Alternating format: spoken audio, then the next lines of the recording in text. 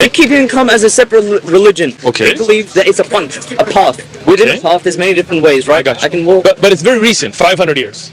So what has been the path from that before 500 years from the time of Adam? Okay, no, we don't believe in Adam. We don't have any. You don't believe in Adam and Eve? No, we don't believe in Adam and Eve, right? How did human begin? That's a different story. I won't get into that. All right. 500 years ago, before Sikhism began, from the hundreds of thousands of years of humanity, what was the objective truth at that time? There was no Sikhism. I could say Sanatan Dharma. Sanatana Dharma did believe before Sikhism to worship Ram. But you said that's objectively wrong. So how could it be objectively true?